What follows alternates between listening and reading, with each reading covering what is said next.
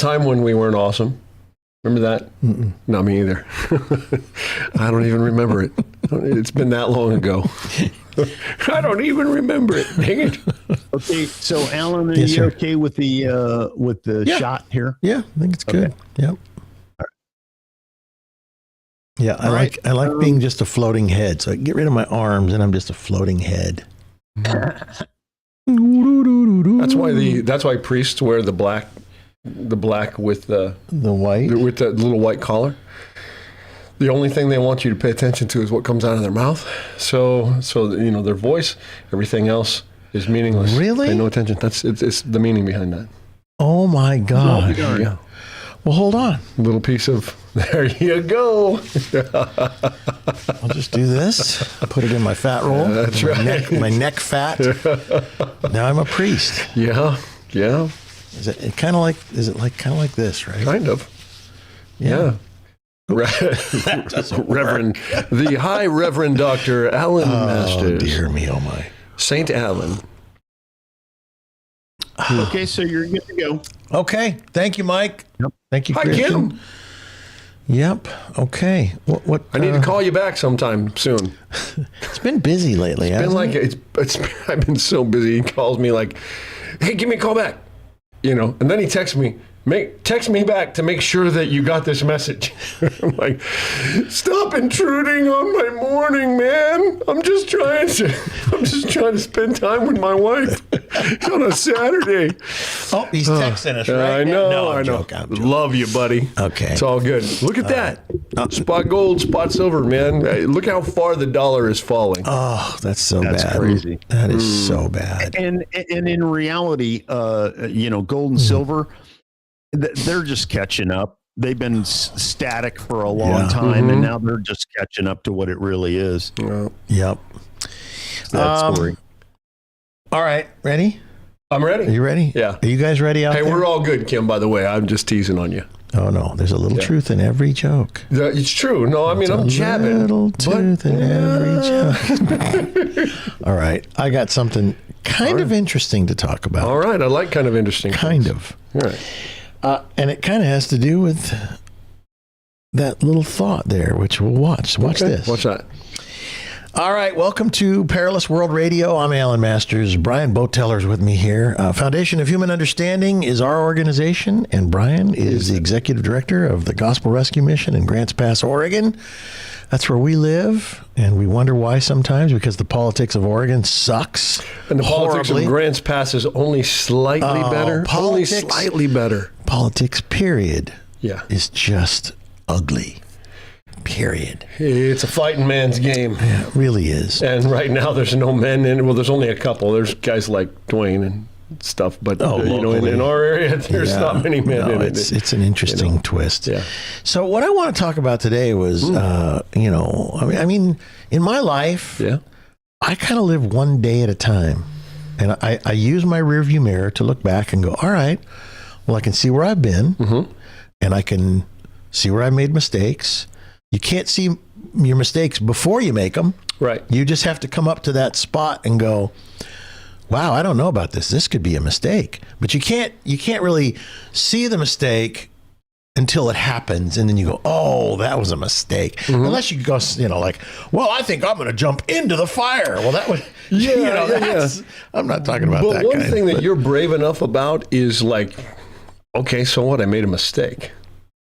Well, is that brave or is that just honest? Maybe? Well, I mean, there's both. I mean, both. It takes bravery to be honest. But the fact is that it's like I go, hell yeah, I've ever made mistakes before? Have you made mistakes before? I go, yeah. I mean, I ought to have a degree in it by now. If I have a master's degree. Right. You can't beat that. You can't do it. I only have a Boteller degree.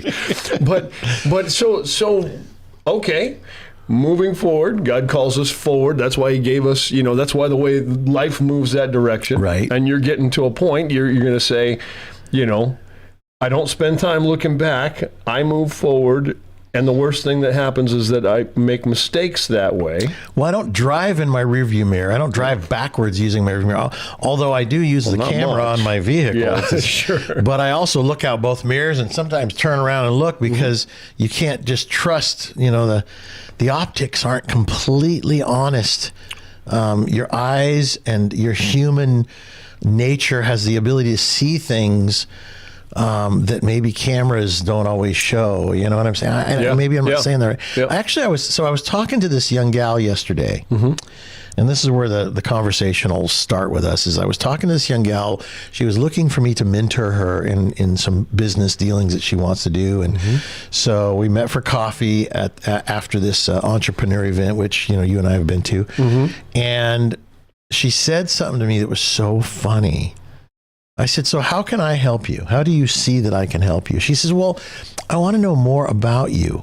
She goes, I want to know more about what you do and what you've done. She says, I've heard all these things and I did a little bit of looking up and I could see that you've done all these things. And she says, so maybe you could tell me about you. I said, okay. I said, that's easy. I said, but before I do, what is it? You come to this meeting. What is it you want?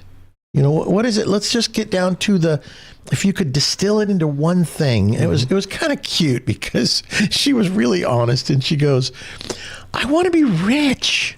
And I go, well, okay. I said, what does rich mean to you? Yeah, great. Right? Follow-up question. Great follow-up because, question. I mean, she's like, I don't know, maybe 30. And an attractive gal. $100,000 a lot to you? 200,000? It was funny because I realized that in her mind, she had this idea. And so she looked at the idea and it was this big old cloud, and maybe the cloud kind of closed up around, because when somebody asks, what is it you want? You kind of go, and your eyes kind of look up and you're like, what were those thoughts? And how do I distill it into like one word? Sure. And it's like, what is, all of a sudden I want to be rich. And when I said that to her, well, what does rich mean to you? She was like, she sat back. She goes, well, maybe that's really not, she goes, that didn't sound right. She goes, I'm not that superficial. And I was like, so she's now she's kind of taking a look at what she said. Right. So I'll stop right there and I'll come back to it. So I looked at that and I went, wow, most of us, we have these wants, these desires about life, about relationships. And most guys, if you could, get them to distill down what is it they want out of a woman, it would be sex. Sure. Sure. Yeah. Sex first. And it's kind of funny. But what happens is that it's like her. She wants to be rich. Well, so, okay, let's just say you get rich for a minute. Somebody just drops off $1 million. Yeah. Now what? Now you're rich. Yeah. Now, how do you live your life? What do you do with those riches? Yeah. The money. Yeah. So it's the same with a guy. Yeah. You want a gal and you want sex. Yeah. And then you get sex. And then you wake up next to her. 23 hours and 50 minutes left in the day. Yes. Exactly. What are you going to do? Right. You got to have a relationship. So my conversation with her kind of went down this road of, what does rich mean to you? And then these excuses kind of came out. Well, that didn't sound right. It's, and she gave all these kind of little excuses. And then she says, I just don't want to have to angst about money. She goes, I just want to have enough money to live my life. I said, okay. I said, all right, well, fair enough. I said, but before you can have that, aren't there some steps you have to take? Maybe you need to deserve that. By the sweat off your brow shall you earn your bread. Right. You got to work hard. Nobody's just going to give you money. Nobody, you're going to say to a guy, who think the world's full of stories that we all, of the guy in the trailer park that wins the multi-million-dollar lottery and everything like that. And you go, and we'll sit there and go, oh, I wish I had that. Watch the guy in the trailer park. He's going to be broke. He's going to be completely broken in worse condition than he started in 3 years. And the reason is because he didn't know. I mean, people who don't know don't know how to acquire money, don't have the acquire to build to build an empire, don't know what to do when they're given one. Yeah. And so what they do is they spend money the same way they were in the trailer park. That's why you don't hear guys, you don't ever hear a headline that goes, successful physician and attorney, wins multi-billion megabucks, and stuff like that. It's always some dude in a trailer park or somebody that's scraping by. Right. And you go, why don't you hear stories like that? Because people with money don't do that with their money. They don't just give it away to have it pile onto somebody else, to some knucklehead's reward. Right. Well, it was so funny because I sat there and I thought, she's looking for me to mentor her to how to be rich. And she thinks she's sitting with a rich guy is what she thinks. Right. And maybe I will impart with this wisdom that I found the lucky pot of gold. I want to be rich like you. And a lot of people do that. I remember when I was young, and a friend of my dad's was this really wealthy man, and he drove up in this beautiful Porsche 911 convertible. And it was just gorgeous. And I remember going, I want to be like that. Pretty intoxicating. And I thought, I lusted after it. Right? So what happens is I was coveting what he had. Right.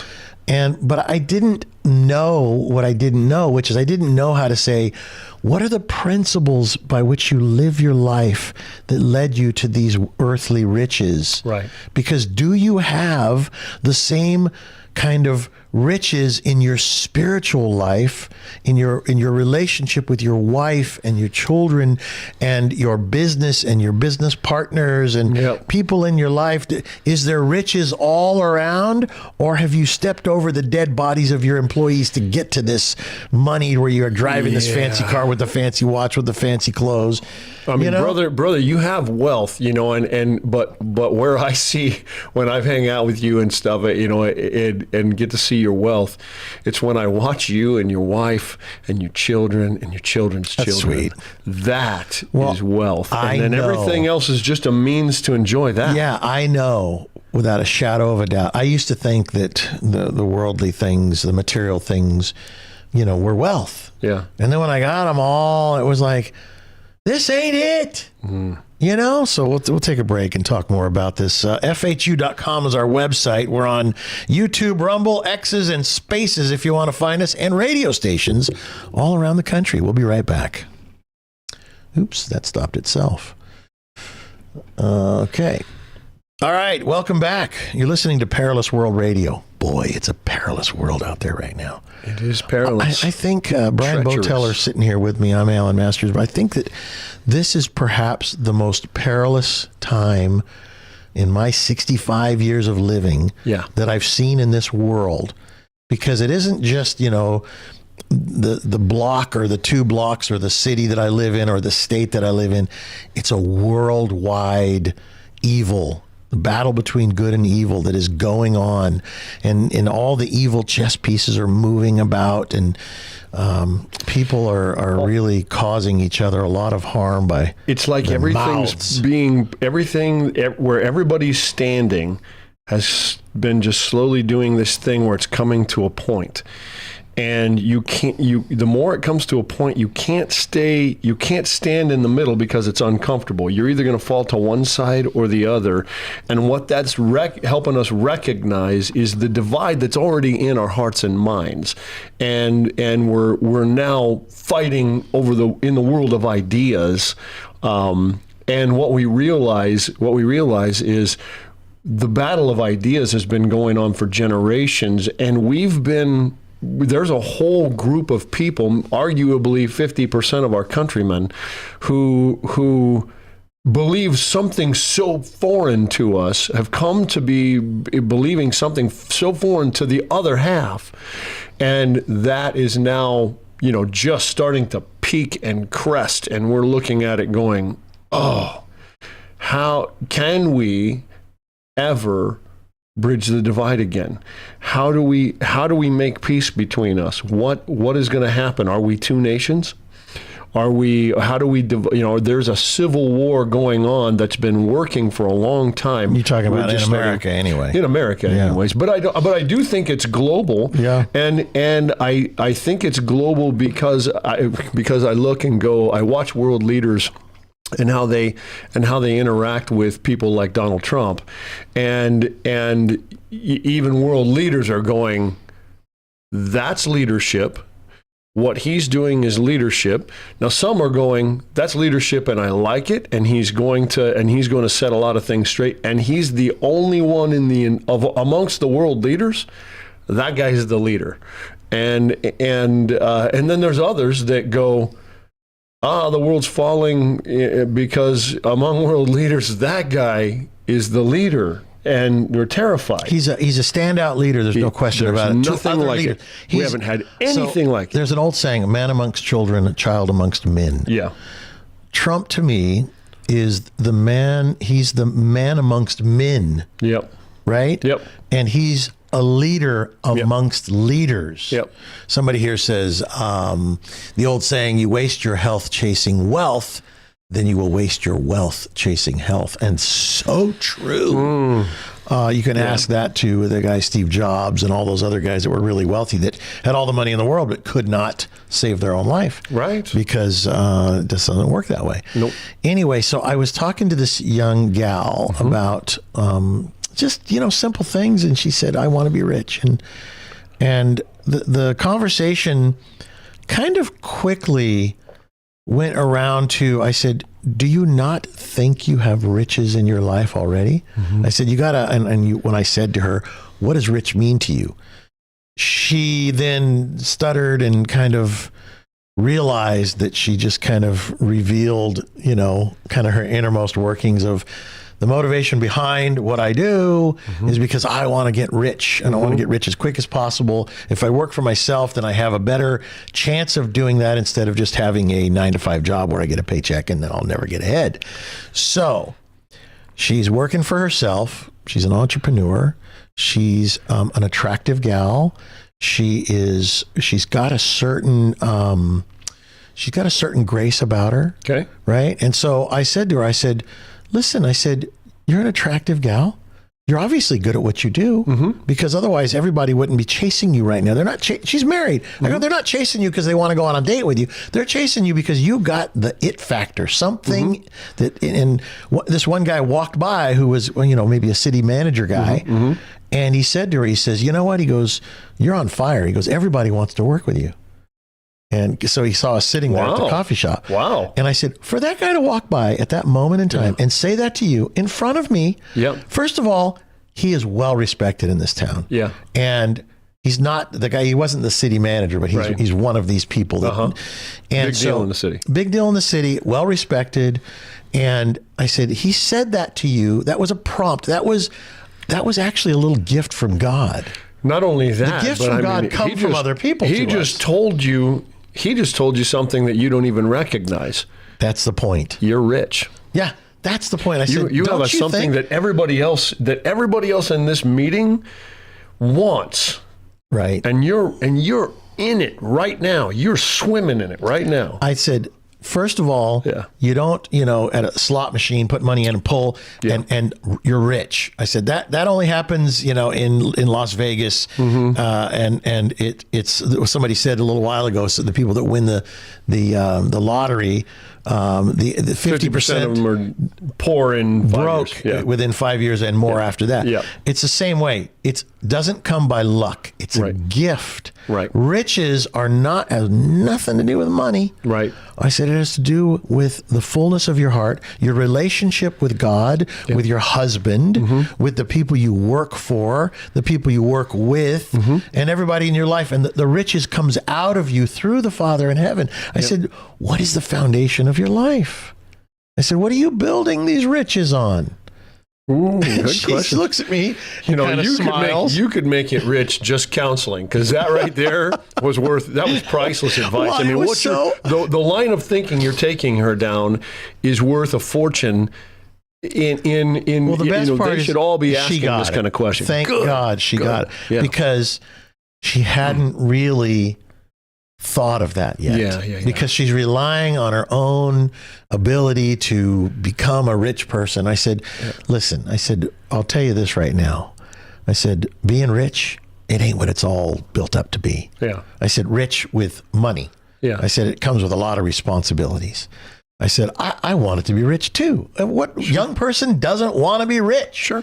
I said, and then you reach the point where you talk to somebody about being rich and they said, what is rich? And you go, money. And then they go, no. Right. I said, we're right here, right now. And that guy just walked by and said that. Today is your day to redefine what rich is. So you stop chasing money and start really giving credit to God who's given you this wonderful life. That's right. You look at you, you're a pretty gal. You have a nice business. You have all these people that want to do business with you. I said, I will tell you, you are rich. Boy, and that's the secret you need to know. And then just sit right there, marinate in your wealth, and give it time. Give it time because things grow. Because things grow with interest over time. You know, there's an exponential curve that doing the right thing consistently over time will bear good fruit. That's right. Yeah. Anyway, I got to tell you, it was such a nice little conversation. Good. And I'm glad you had that. We'll tell you more on the other side about this. It was really valuable. It was valuable for me too. We'll be right back. Alan and Brian here talking about what is riches? What is rich? And I know that you folks listening, you've already heard the comments we've made here in the last couple of segments, but I was talking to this young gal about exactly that. She was looking for advice to become rich with money. And I asked her in her own mind and her own soul to define what rich is. And then when I really started talking about that she has been so blessed already, and she has not yet turned to God and said, thank you for my life. Thank you for my health. And then it's funny because she had gotten up in front of this entrepreneur group and told her story. Part of her story was that she had this autoimmune disease, I guess you might call it. And so when we were talking about wanting to be rich and she actually had to take a couple of months off to recover from this autoimmune thing that she has. And I said to her, I said, you know, when you got up and talked the other day and you talked about having to take a few months off to be able to deal with your autoimmune or whatever, I don't remember exactly what it was, but it was something that was kind of could kill you kind of a thing. I said, I immediately knew I had to talk to you. I said, because your doubts and your fears and your anxiety is poisoning you from within. Your doubts because you don't put your trust and faith in God. Your fear because the opposite of faith is fear. And your anxiety is because of the other two. And so you walk around poisoning yourself. Your body is in fight or flight mode all the time. Poison. It's releasing poisons. It's run, because you don't know what to do. I said, but listen, I said, haven't you ever heard, I don't know what tomorrow holds, but I know who holds tomorrow. Right. I said, they're talking about God. They're putting their faith in God for tomorrow. Today has enough problems. Right. You worry about today, let God worry about tomorrow. You deal with today. Worry is the wrong word. I said, but you are living in a constant state of anxiety for tomorrow. Yeah. I said, if you do what's right and live the right way today, in everything you do, love your neighbors, love your employees, love the people you work for, love your life, love God with all your heart, your mind, and your soul and your strength. I said, you know, that dis-ease that you have will go away. Boy, there is so much truth in that. And she started crying. Did she? She started crying because she knew. She goes, you're freaking me out right now. And I thought to myself, how many times have I heard people say that to my dad? Yeah. Because some of these principles they're actually simpler than I thought when I was a kid watching my dad. You know, because I had many times where I would watch my dad with people and he would do it in lectures and they'd go, how do you know this? You're hitting the nail on the head. But it's like 2 + 2 is 4. 4 + 4 is 8. And it's just simple. We're not that hard to read. No, we're just not that hard to read. And it's amazing how many questions we have that God is the answer for. Exactly. You know, I mean, it's a simple, straightforward evangelism kind of a thing. And some guys, you know, work long and hard to go to seminary or to go to, you know, to go to, you know, some kind of Bible college to learn how to try to do evangelism. And here's what you did. You just said, look, I see this fear, this anxiety. I see this thing, and then it just comes into your mind, be anxious for nothing, but in everything give thanks. Right. You know, this is the word of God coming to you, just coming to you, and it doesn't come out in quote chapter and verse. It just comes out because you're saturated in it, and because you're saturated in it, it just spills out in your language. It spills out in what you say, and all of a sudden, this girl is finding healing. Because you touched on exactly where what the real heart was, and some people might have looked at her. A lesser person might have looked and got caught up in her attractiveness, or might got caught up in some other short-sighted thing, and maybe have gotten caught up in trying to talk to her about how to build equity and investments and whatever. Yeah. You went to you went to the heart of the whole thing, which is great. You know, it's a thing I still love about Jesus. When the Pharisees come to him or whatever, he just goes right to the heart of things, man. And here you did the exact same thing, and it was great. And you had a God moment right there outside of in just an average conversation at a little business networking thing. Right. Well, here's the best part. So we got to this point where she said, "You're freaking me out." Yeah. And I go, "Because I'm right." And she says, "Yeah." You know, and I said, "Okay." So then I saw the emotion. Yeah. And I said, I said, all these things I just talked about, fear and anxiety and all these things, I said, they're emotion. You're an emotional person. And here comes another emotion. Yep. You don't know what to do. Right. You don't know what to do. So I said to her, "So do you believe in God?" She goes, "I don't know." You know, it's like, I have so many people in my life that would tell me that they are atheists. Sure. To shut me up. Like, I'm an atheist. Stop right there. Right. It's just to stop discussion. That's right. Right. Because it makes them uncomfortable. It's exactly right. Because the truth is, and I told her this. Yeah. I said, the truth is, you don't know, and most people Bible thump you. Yeah. Verse and chapter you. Yep. Which I'm not smart enough to do that because I don't have a good memory. I can't remember the darn verses and chapters. You do. That's why I have you here. There you go.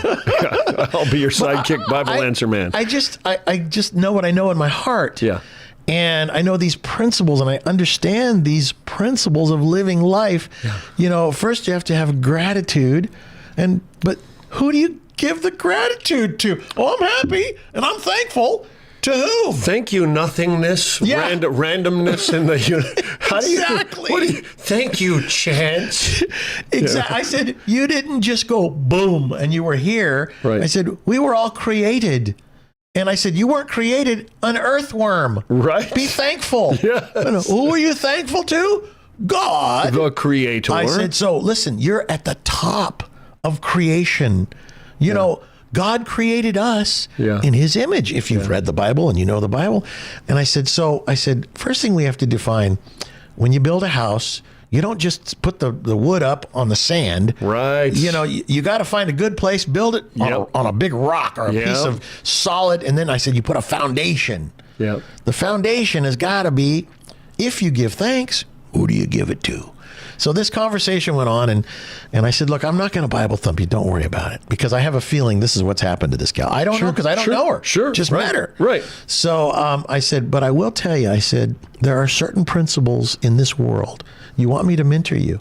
I said, these are not the answers you came looking for, but these are the answers that you need to hear. Amen. And she cries. She goes, I'm trying not to be emotional, and she's wiping her tears. And I said, it's okay. I said, but I have a friend who I will be his friend to the end. because I know his heart. And I have a feeling this is the way God looks at us. He loves us to the end because he knows our heart. And even though my friend tells me to my face, I am an atheist, I know the real answer is that actually he comes from a Jewish family, and they're probably, in his case, they're a bunch of doctors and lawyers. Sure. They're all a bunch of hypocrites. Yeah. They're Pharisees. Right. He just doesn't, and it's like, listen, if they're the chosen ones, Yeah.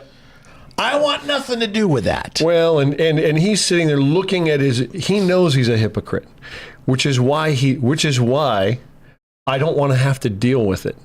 I don't want to have He's to deal the one with with it. the handout. So rather than dealing with talk it, to the hand. right. Rather than dealing with it because that's unraveling that rat's nest. It takes effort and it's painful. It's mostly impossible. So let's not talk about the whole God thing. Right. So I'm in it. Let's just have fun together. Right. So to that point, I've known this man now 25 years. He's honest. He's loyal to his wife to a T.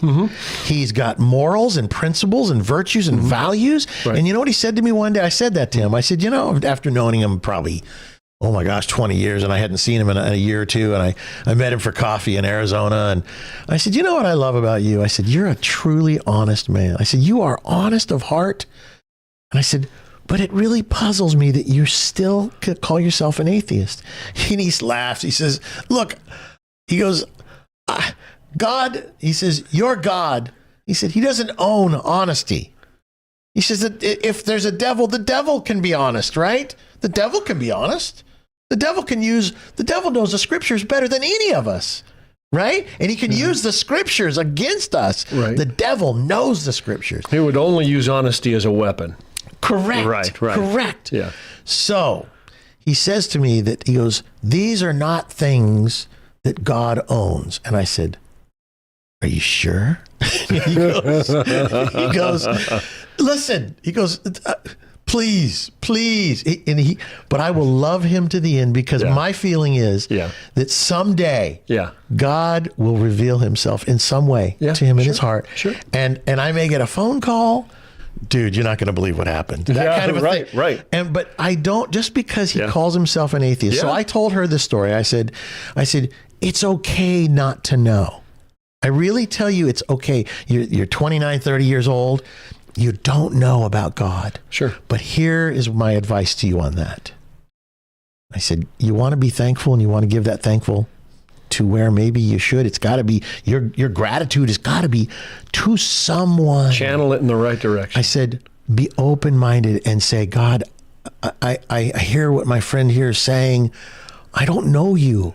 I want to know you. If you exist, even. Yeah. God knows he loves us through our foolishness and through our doubts and fears. I said, but be open-minded. Yeah. And I said, and say thank you. Yeah. He's not afraid of your doubt. He's not bothered by your doubt. Or your fear or any of that. Yeah, exactly. And so anyway, it was the most interesting conversation I've had in so long because she was willing to hear from this rich guy she thought was going to give her mentorship. Yeah. And here I am trying to help her across out of the doldrums of doubt, fear, anxiety, and dis-ease. We'll take a break. Be right back. Well, Alan Masters, Brian Boteller talking about something that is hard to talk to people about that don't really want to talk about, which is how you create that relationship with God. So if you were with us in that last segment of the show, which I know all the folks online were, if you're just joining us, how do you have a relationship with God? Somebody said to my dad one time, he says, how do I get closer to God? And this person asked my dad that, and my dad responded with, what are you willing to give up to be closer to God? Boy, that's a big thing to say, because most of us are not willing to give up anything. We just want the riches of God, of what we're supposedly promised, our inheritance from God. We want what God has for us, but we don't want to give up any of our naughtiness, if I can say it like that. There's an old story, and of course, I'm sure it's just completely apocryphal, but it's a. And I probably have the philosopher wrong in all of this. There's a story of a young Greek chap who sees Socrates sitting by this fountain in a pool, and he's sitting on the edge, and he comes running over and says, "Oh, great Socrates, tell me, what is truth? What is truth?" And Socrates just looks at him for a second. And then he starts looking into the water in the pool that he's sitting next to, and he starts looking and he kind of waves him over, and this young man looks and goes, "Oh, he must be thinking there's something in the water." Right. So he gets his face down and he's looking in the water, and Socrates grabs him by the back of the hair and shoves his face in the water. And Is this a joke? No, this is a story. And so he's in there and he's just blah, blah, blah, blah, blah, blah, but then he's looking. He's like, he's trying to teach me something, and he's looking and he's, what's in here that's truth and blah, blah, but air's dwindling and and everything. Yeah. And finally, he's like, Socrates trying to kill me, and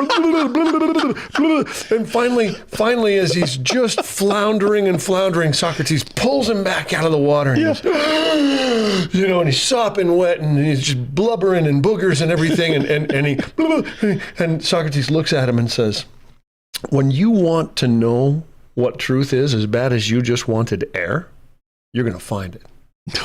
You're going to find it. So the question is when somebody says, how can I get to know God? How can I get to know what's true? How can I get to know that ultimate thing? And it's like, well, you're going to have to work for it.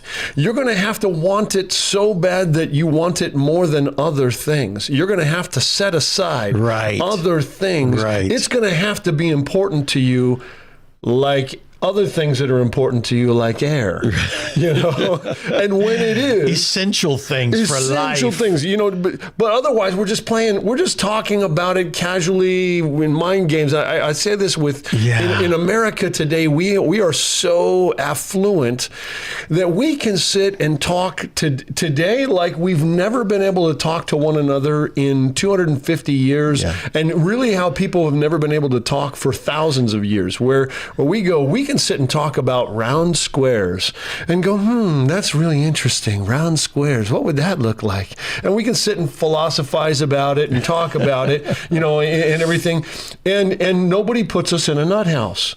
Nobody takes us outside the city and tars and feathers us. Nobody takes us outside. There's no consequence to the ideas that we just pitch out there and everything. We believe we can sit and talk about things with no consequence because we can, and we can only do that in an affluent society. But there were, in our founding era and stuff like that, if you were on city council and you didn't vote the way the townspeople wanted you to vote, it's very likely that people were going to come up and burn your house down, and you had to get out of town. If you and all your family died, they did not care.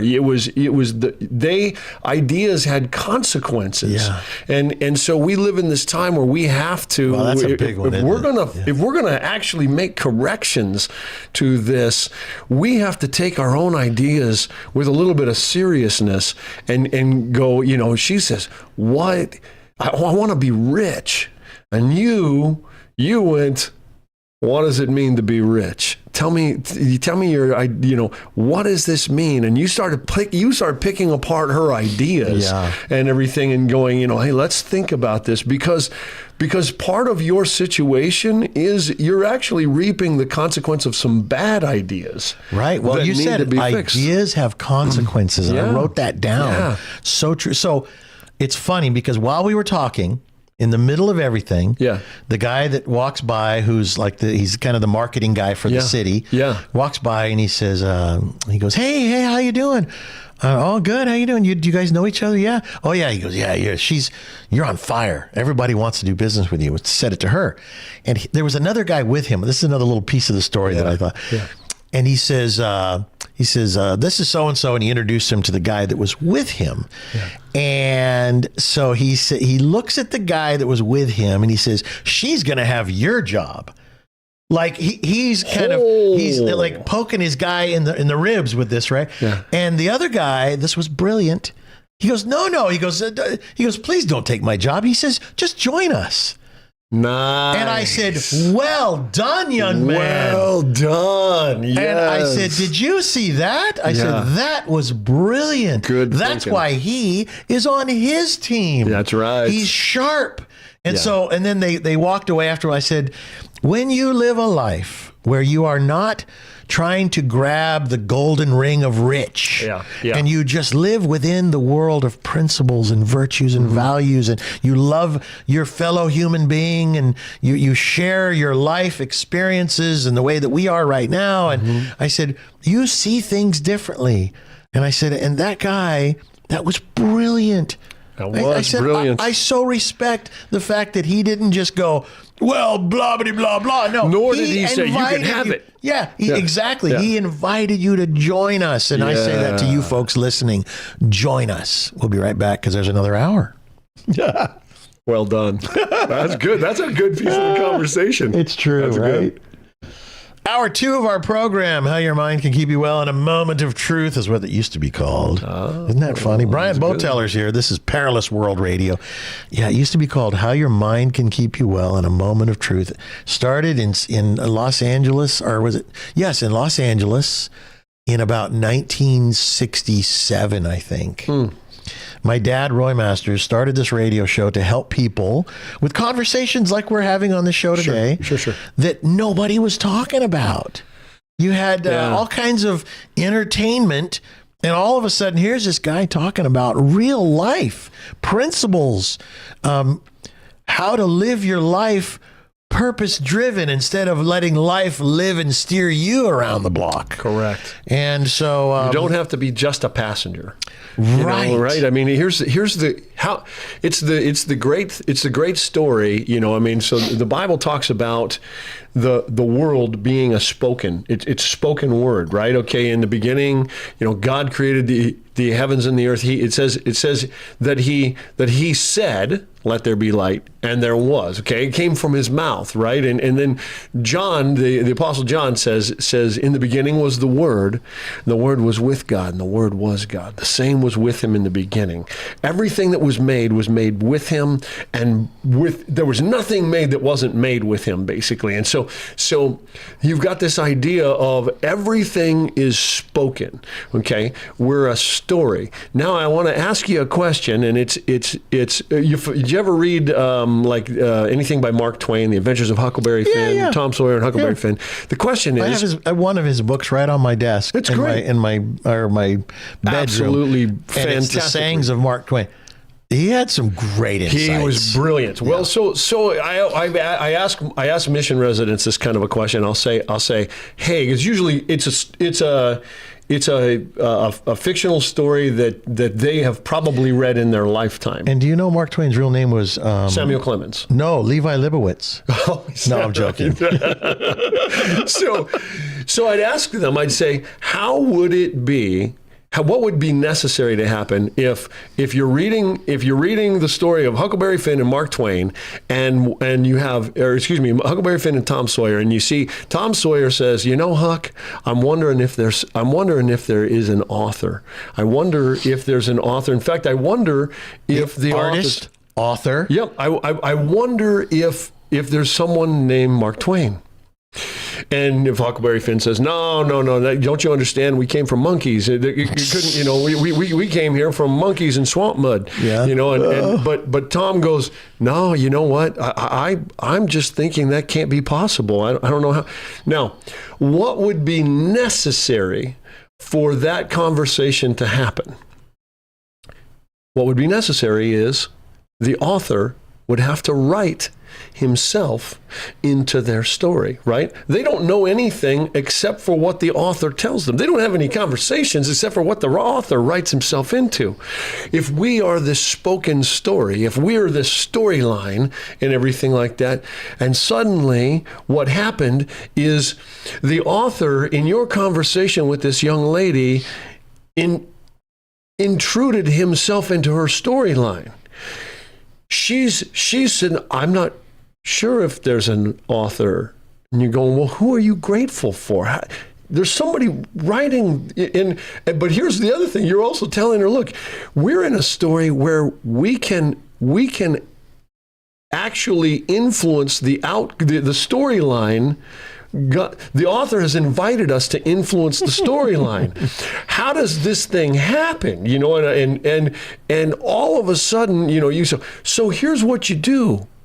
Ask the author for more. Mm-hmm. Ask the author for more. Right. Say, look, I'm thankful and I don't know where to give it. But if there's an author, it's okay not then to I'm know. just, it makes sense. That'd be a reasonable thing. It's almost too much for me to hope for. But if it's true, then author, I am thankful to you for the life that I have, for all the gifts that I've been given. It's a great illustration. And so getting them to think that, and then realizing this is a work of God. Well, in your moment right now. It's the author of all things. It's so cute. It really is just so cute. Because, you know, at one point after the guy walked away that gave this gal, I was having this conversation with this gal, and he gave her this wonderful compliment, and he says to one of his, I guess his employee, she's going to replace you. And he says, no, don't replace me. Just join us. And I thought that was so sweet. That was the right way to do it. When we were in a little coffee shop, and the one guy bumped his friend that was holding the coffee, and what spilled out of his cup was not fear, anxiety, was love and inclusion. Yes. Join us, right? You just saw right into the guy's heart. And don't you want to work with people? I said, I like love that? you, man. Yeah, I mean, that's so good. That's it. Isn't it great to, I mean, what she didn't recognize, well, look, you are swimming in treasure right now. That's exactly right. You just had an experience that every other business person that came to this meeting would dream to have had. Totally. And they want to be in your spot. And if you just recognized it, that if you just wake up and look at the world that God is just, the gift that God is giving you right now, and just respond with gratitude. That's it. Yeah. She's unfortunately, many of us, we have an idea and we close our blinders in on it, and we focus on, want to be rich, got to work hard, got to be rich, gonna work hard. Right. And then all of a sudden you've done that for so long, and you don't see the beauty in the world. You don't see the artist, the creation. Right. You don't see, anything, because you're so focused on the one thing that you actually have, but don't realize it. So the guy walks away after they walked away, and I said, and we were talking about God right there. I said, God sent that guy by here today. To walk by here and see us. This moment. I said, that guy, the timing, is probably at the highest of his game. That is your game too, marketing. She's a social media marketing gal. Yeah. I said, for him to say that to you, you either go, what was that? Or you go, wow, thank you, God, for sending your messenger to deliver to me that I mean something to you. Yeah. I said, and who am I sitting here with you? I said, I'm his messenger, and I'm telling you, you are rich. And I said, and you better not walk away from this not thinking that. Otherwise, you will have missed his opportunity to have a relationship with him, because now you can't say, I don't know who to give thanks to, because he sent me to tell you. I said, and I'm telling you because somebody else told me, and I realized it. I saw it was the truth. I said, do you see it's the truth? What you're experiencing right here, this is all the truth. And I said, if you deny it, it's just a coincidence. Right. I said, then unfortunately, you're going to be destined to kind of keep chasing that, elusive elusive dream that is, really, and when you get it, I said, you may get it. There's a lot of wealthy people out there that are miserable. I was one of them. I said, I've got whatever that I wanted. And then I had to lose it all and then get it back again. But this time I know who I give thanks to. And I know that I need to spend time with you. You can't pay me enough to do this. This isn't for sale. This is because I'm loving you. I'm telling you the truth. That's love. The truth is love. Yep. And anyway, what a sweet gal. She took it. She took it to heart. Good. You could tell she was a different person when the whole thing was over, because all of a sudden somebody grabbed that little itty bitty chain and went cha-chink, and the light came on. That's so good. You know, that now where there was darkness and doubt and fear. And I told her, I said, you know, that dis-ease you have that is really easily dealt with. I said, that will go away because your body will quit poisoning itself and trying to fix itself over and over again, and all of a sudden getting weaker and weaker and weaker. I said, you know, it says in the Bible, be still and know that I am God. And I said, what is stillness to you? Well, you know, I said, well, that is another question you need to learn, is that's where God is.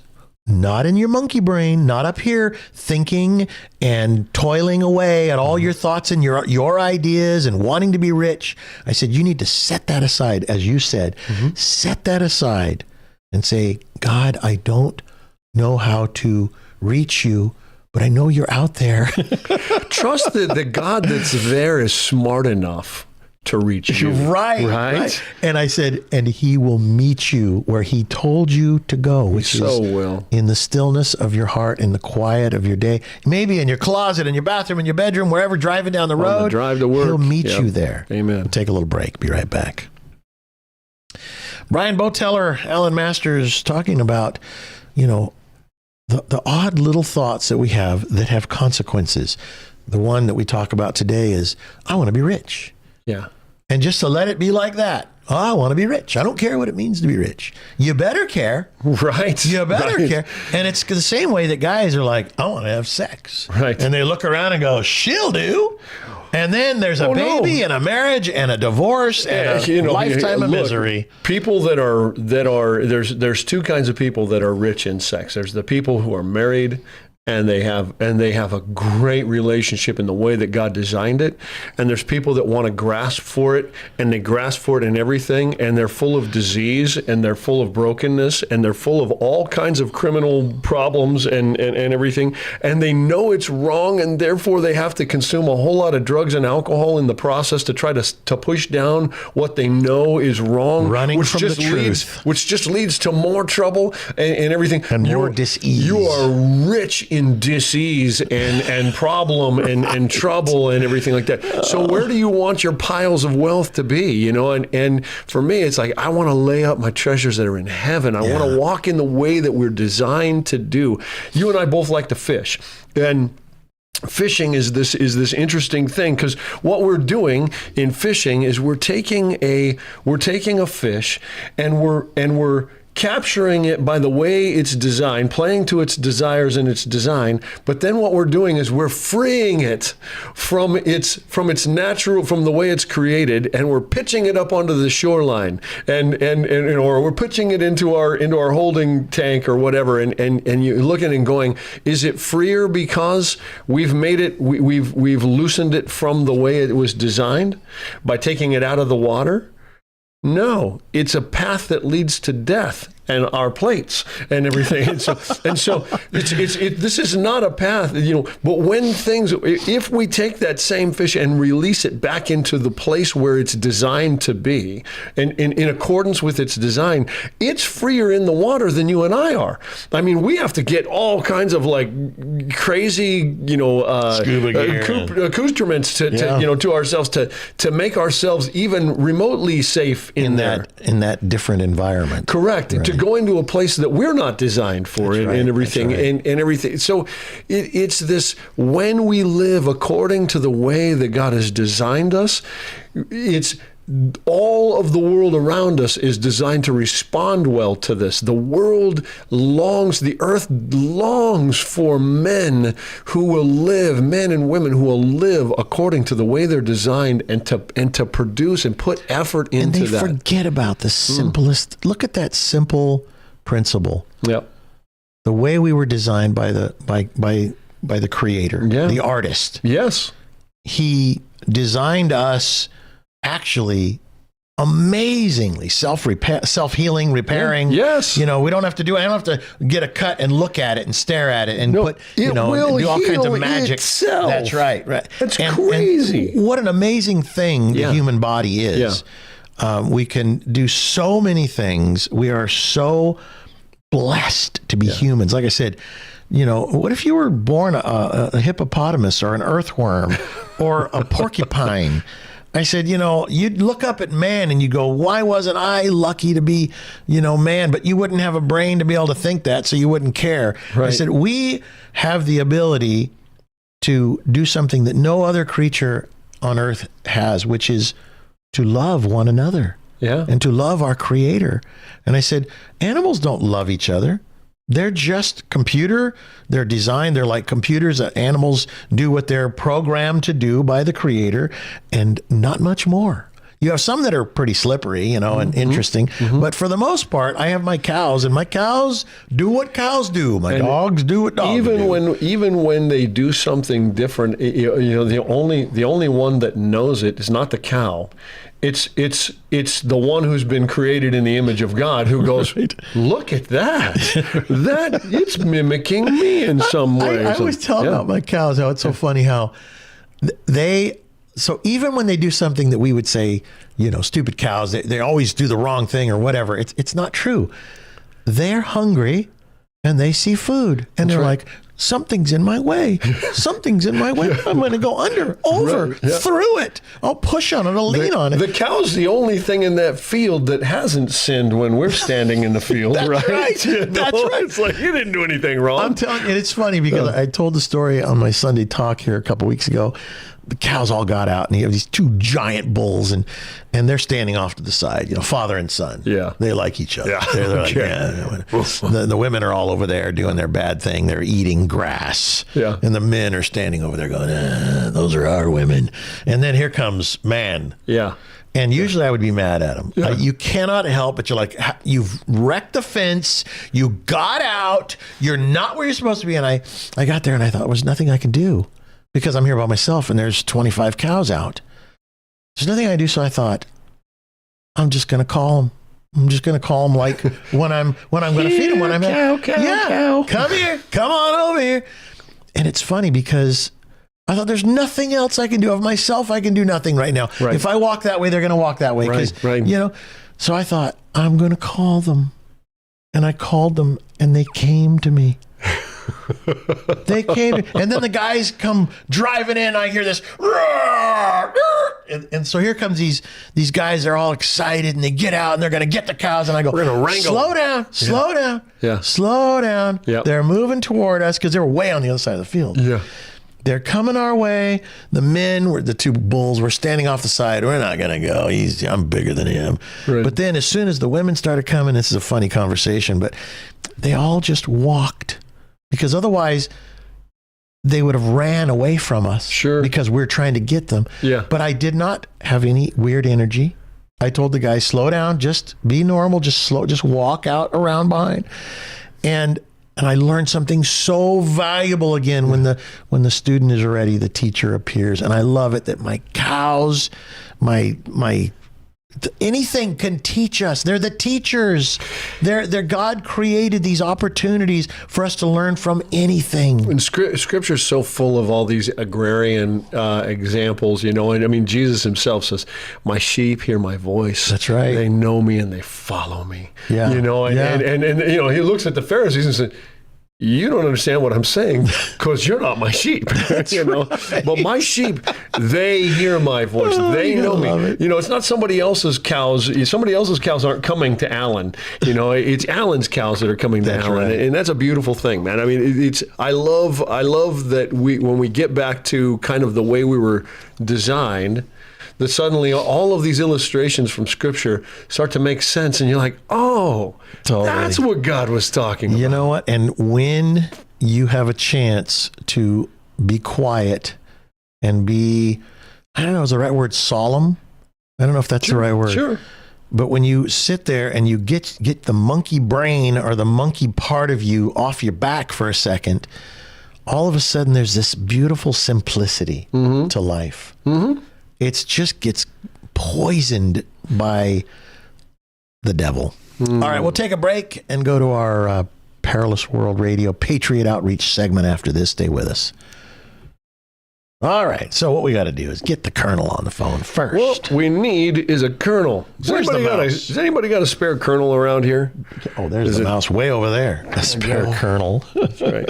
Colonel of what? We're looking for a colonel of truth. A colonel of truth. Colonel He of- could be the colonel of truth. I love it. A colonel of what? That's pretty funny.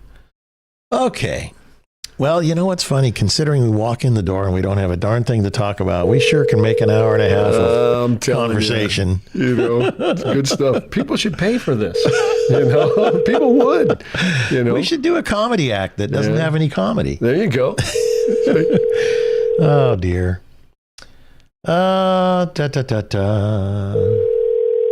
For Chaplain's Day. Mm. Is this today? Well, greetings there, young men. Yes, it is. Greetings, Colonel Tony Monaco. And God bless you for calling us young. Yes, that's true. Well, compared to him, we are young. Well, you can define young. Define rich. Define young. That's true. Define, by what standard? When the people were 900 years old, you would be a child still. That's right. Okay, so what I have to do is There you go. add a call Yeah. and then put this phone number in, and maybe he will show right up. There it is. By golly. Okay, adding a call. All righty then.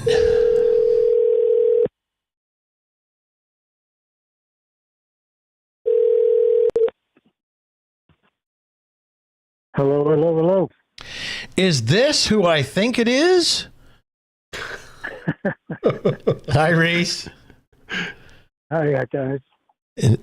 Thanks for being on with us. Long time no talk. We're going to start the show, and Colonel Tony Monaco will kick it off. But here we go, boys. 3, 2, and welcome back. It is Perilous World Radio. Alan Masters and Brian Boteller here talking about life and truth and honor and dignity and honoring God.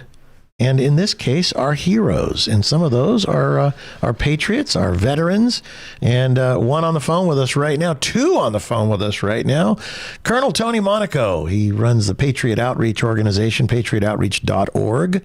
And also Reese Lloyd, civil rights attorney, Army veteran. Couple of veterans.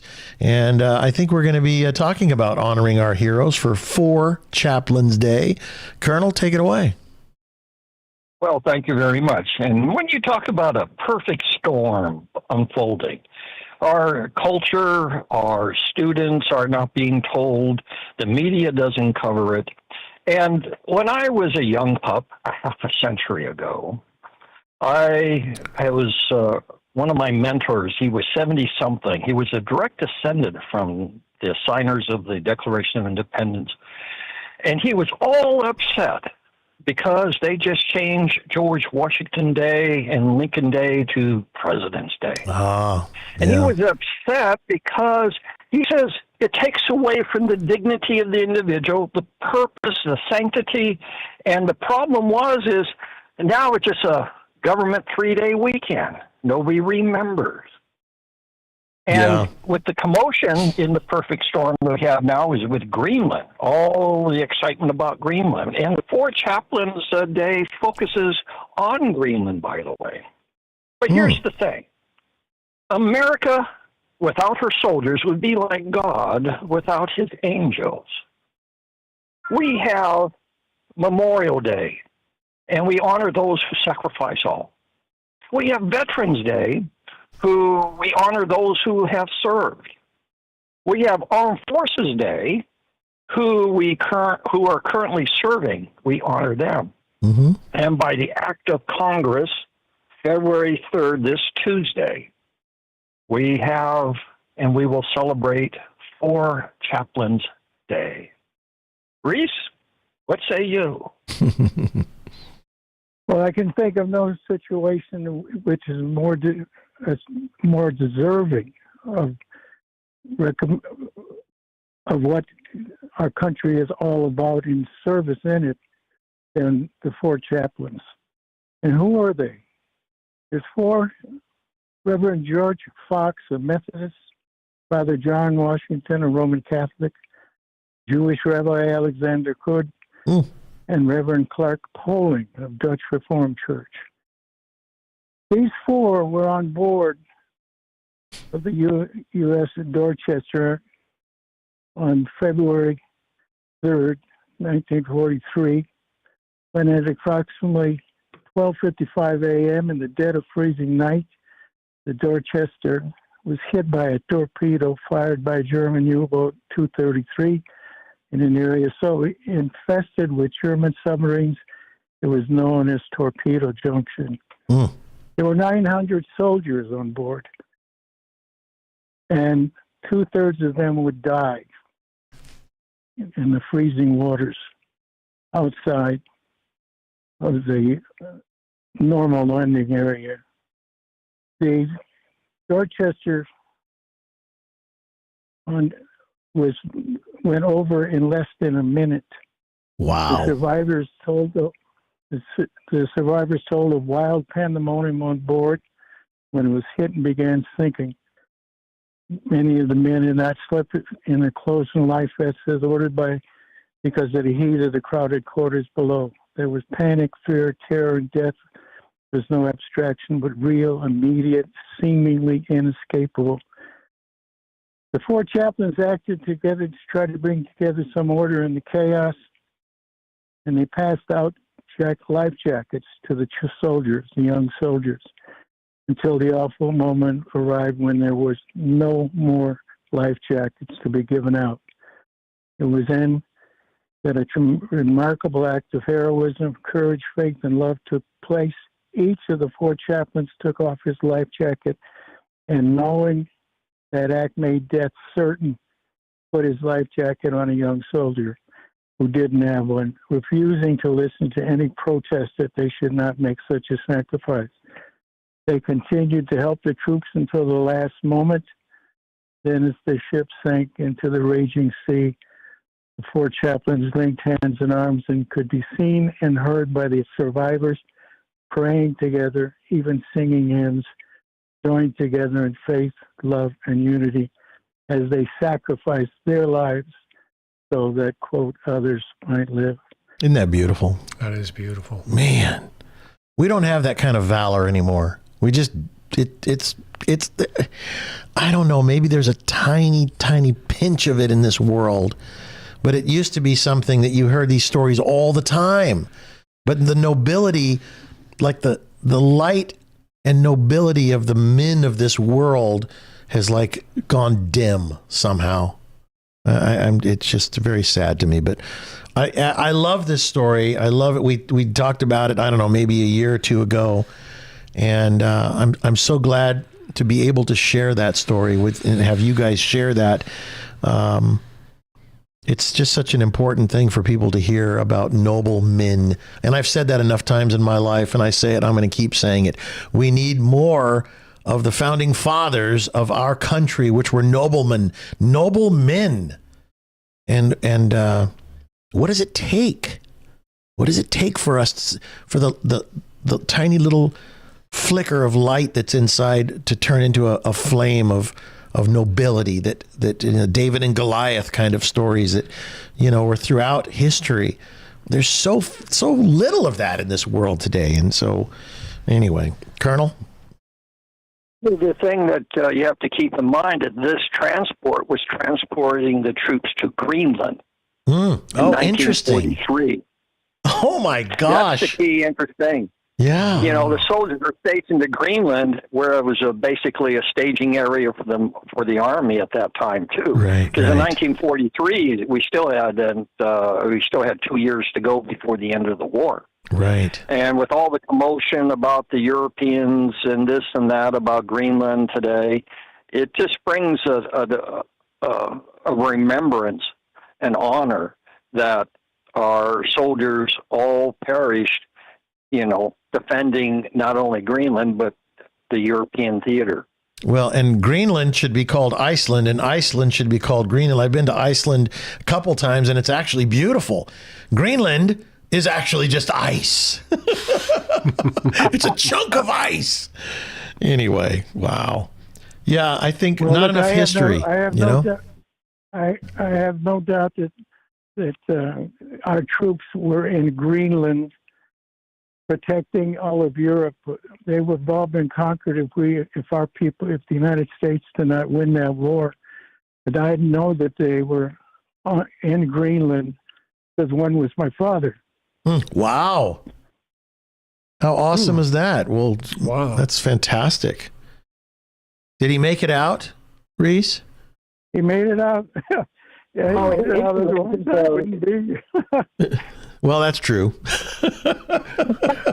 Good point. Well, he wouldn't be could having have. this He could have, conceived you before he left. I don't know. Yeah.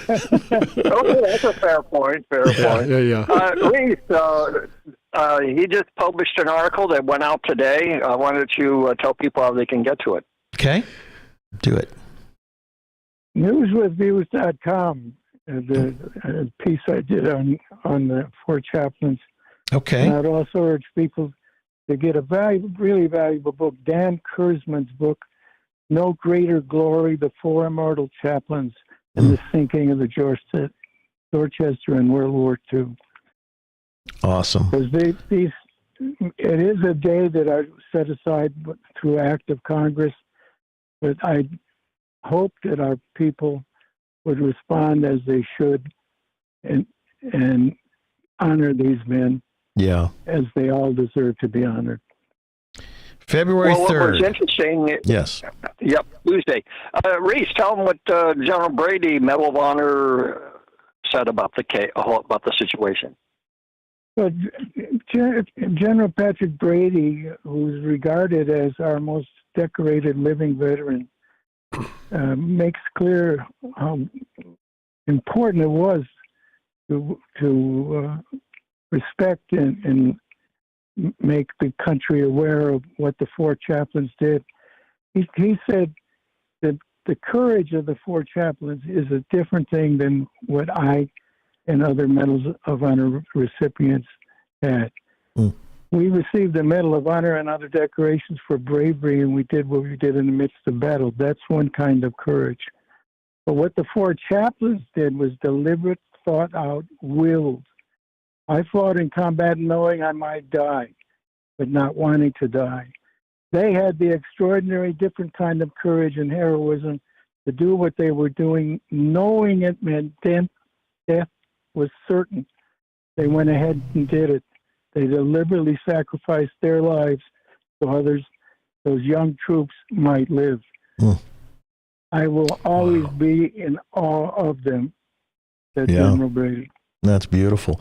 Brian was telling a story earlier about who was it that pushed the guy's head in the water? Socrates pushing a guy's head in the water who came to him asking, "What is truth?" And when he pulled him out of the water, the guy was gasping for air, and he said, "When you want to know what truth is, the same way that you wanted to know what you wanted air there, then you'll know what truth is." It's these interesting stories of life that add value and depth of understanding to our lives. And I feel like, that we have such an ignorant world. People only chase pleasure these days, and they don't respect and honor those who have gone before us, that have given us the ability to live these wonderfully comfortable lives, but unfortunately have gotten just turned into couch potatoes. And we're suffering right now at the fact that the whole world, the whole country of America is just apathetic towards the outcome. Anyway, guys, we've got to take another break. Thank you both for your service. We have Colonel Tony Monaco and civil rights attorney Reese Lloyd, both veterans. And gentlemen, God bless you. Thank you for everything you do. PatriotOutreach.org. We'll take a break and be right back with more. Stay with us. Guys, thank you so much. Reese, thank you for being on. I haven't talked to you in a while. It's good to hear your voice. Well, thank you for having me. I really appreciate it. No, thank you for telling that story. We need that story, and thank you very much. And Colonel, talk to you soon. John, do good, boys. Okay, Right. take care. God bless. Okay, bye-bye. Bye-bye. Yep. You know, one of the things I love about this show is that I had never heard this. This is the second time now that I've heard this story, because Reese Lloyd told that story last year, right at this time, but I never tire of hearing it. I know. And, I mean, I'm just like, that is such a remarkable we forget about story. this thing called bravery and valor. And I was thinking the other day, what does valor mean? It's like courage under fire. Courage, yeah. It's like you could say, well, he's a courageous man. But courage under fire is the David and Goliath. David had valor because he was willing to risk, like all those soldiers were there. Anyway, valor, interesting word. All right, come back to the last segment. Welcome back. It is Perilous World Radio. I'm Alan Masters. Brian Boteller's here. Brian Boteller is a friend of mine, and we somehow see eye to eye. We put our faces real close together and we let our eyeballs touch. You're like looking. Yep. There's an eye in there. There it is. He is with the Gospel Rescue Mission and Grants Pass website. It is grantspassmission.org. If you want to help Brian and his endeavors, and really to help homeless, and to help bring them around to a better way of life, then that's a good place to put your money. And if you're somebody that already has done that, let me just take the time to say thank you. Yeah. I think that we've gotten probably multiple, gifts that have come from this audience, and I just want to tell you I am grateful. Thank you so much. Yeah, it's not an easy job, I'll tell you. And likewise, for all that have supported the Foundation of Human Understanding for decades, more than half a century. We're talking 60 some odd years now. But we both of us run on donations to keep us going. Brian does not, he refuses to go to the government for money. It is all donations, and the same with the Foundation. And we try our best to make sure that we're here doing this show, shining the light like a lighthouse, so that you can have somewhere to go and hear people talking about God in a real world setting. And that's what we try and do here, we were talking about stories earlier, and in this beautiful story of the Four Chaplains Day and everything, and isn't it really that the thing that we love about all stories of courage and stories of great, of great valor and everything, aren't they all just echoes of the ultimate great story of the Son of God coming into the world to die, to capture his bride, to kill the dragon, to slay the dragon, crush his head, and win the bride. It's slay the dragon, save the damsel. And in some way, to redeem it selflessly by sacrificially giving his own life. All of the great stories, if you look at the David and Goliath story, I mean, Goliath, he says, they describe Goliath in there as having, his armor had scales like a serpent's. Okay. Gosh. So there's these illusions. It's just this gruesome and awesome story, but it's always this same story. And it's funny because there's even when you think of Golgotha, the skull, there's legend. There's some storyline. Some scholars would say this is the reason it's called that. It's the place where Goliath's skull was buried, where David took Goliath's skull.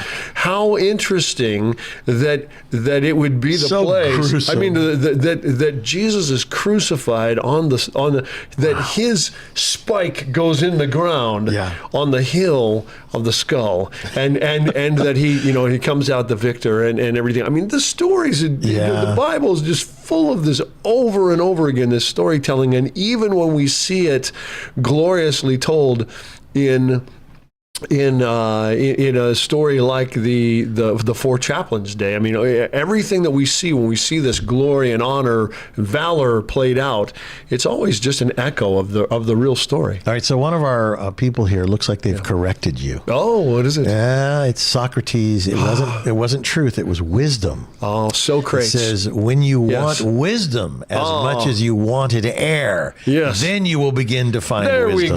There we go. Yeah. Like I said, I don't even think, you really botched that I just one. make this stuff up, and everything. No, I'm not even sure that I'm pretty certain that the story is completely apocryphal, and I wasn't even sure if it was Socrates or if it was Aristotle or one of these. GWC Rumble looked it up. Familiar Socrates, with the story, anyways. But it's know what? It's funny because I remember when I was taking life saving and you had to go in the pool. And I was a senior in high school, and I wanted to be. I think I might have told you this story. I wanted to be a lifeguard. Yeah. Because of the chicks. Oh, for sure. Of course. Yeah. And I would have never said that to anybody then. Of course not. I want to be a lifeguard. I want to be a noble man. Save lives. I'm brave. I have valor. And I say I wanted to deliver flowers for the same reason. All the pretty girls, right? And all the old women that I was giving flowers. All right, enough of this. But anyway. When you're young, you do stupid things. But when I was taking the test finally, and our coach that was the guy that gave you the test to see if you could make it, I'm pretty sure he's like 350 pounds, big man, 6'5", giant. His nickname was the Whale. And he loved to scuba dive and everything, and he was the guy in charge of the pool at the high school. And anyway, so he says, "All right, Masters, you're up." In the water, and I jumped in the water, and he jumped in the water, and he goes, "So here's what we're gonna do." He says, "You turn around away from me, and I'm gonna splash and splash and splash, and then I'm gonna get you, and it's your job to get out." He goes, "And you'll know what it's like if you do not approach a drowning person." Right? We talked about this before. Yeah. Last week they will take you out. So anyway. He wrapped his arms around my neck like he was doing a chokehold, and thankfully. I had one arm just loose enough to grab the dangling participles, and he released me. But let me tell you, I understood because I was about to drown. The only thing I could do. And he said, "That's what you do. Whatever it takes to live." That's right. And he said, and he was while he was saying it, he was laughing at me, and everybody else was laughing because he told him where I grabbed him to. Yeah. And I mean to tell you, I don't think he walked the same for a couple of days.